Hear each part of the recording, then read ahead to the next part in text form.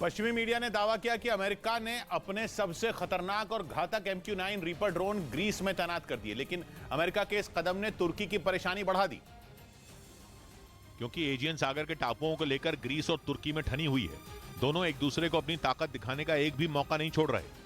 लेकिन अब पश्चिमी मीडिया ये दावा कर रहा है कि अमेरिका ने दिसंबर के आखिरी हफ्ते में ग्रीस के लारिसा एयरबेस पर 8 MQ-9 रीपर ड्रोन तैनात कर दिए।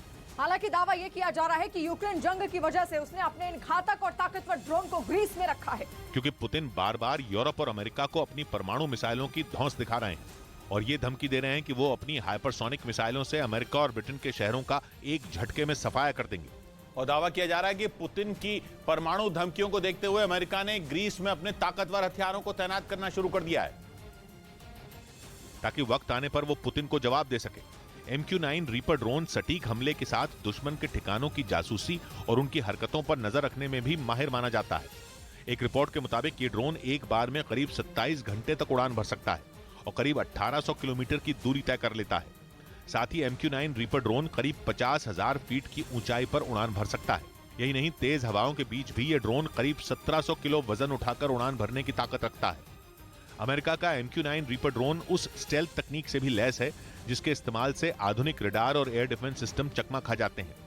मतलब यह कि दुश्मन के संभलने से पहले ही अमेरिका का यह हथियार अपने टारगेट को ध्वस्त कर चुका होता है। इधर उत्तर प्रदेश के हरदोई से हैरान करने वाला एक वीडियो सामने आया। वहां एक मोटरसाइकिल सवार जाकर कार से टकरा गया और ये टक्कर इतनी जोरदार थी कि मोटरसाइकिल सवार हवा में उछलकर कार की दूसरी तरफ जाकर गिरा। हालांकि गनीमत ये रही कि उसने सिर पर हेलमेट लगाया हुआ था, जिससे उसकी जान बच गई। सीसीटीवी फुटेज के आधार पर देखा जा रहा है कि किस तरह से भिड़ंत है। आरोप है कि कार वाले ने पेट्रोल पंप की तरफ जाने के लिए अचानक अपनी कार मोड़ दी, जिससे ये टक्कर हुई। हालांकि इस घटना में मोटरसाइकिल वाले को मामूली चोट आई, जिसके बाद उसे अस्पताल में भर्ती करा दिया गया।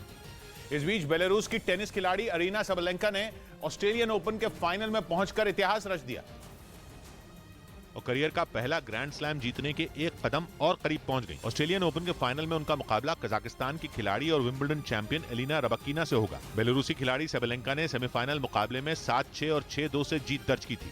इधर जम्मू कश्मीर के किश्तवाड़ में बर्फीली चट्टानों के खिसकने से दहशत मच गई। वहां बर्फ का एक बड़ा टुकड़ा पहाड़ों से दरक गया और नीचे आकर सीधा नदी में समा गया, जिससे देखते ही देखते वो पूरा इलाका सफेद धुएं के गुबार में छिप गया। हालांकि इस हादसे में किसी को जान का नुकसान नहीं हुआ, लेकिन पहाड़ों से खिसकी बर्फीली चट्टानों ने लोगों को बुरी तरह डरा दिया। उधर तुर्की के विदेश मंत्री ने साफ कर दिया कि नेटो की सदस्यता पर स्वीडन और फिनलैंड से बातचीत के लिए तुर्की तैयार नहीं है।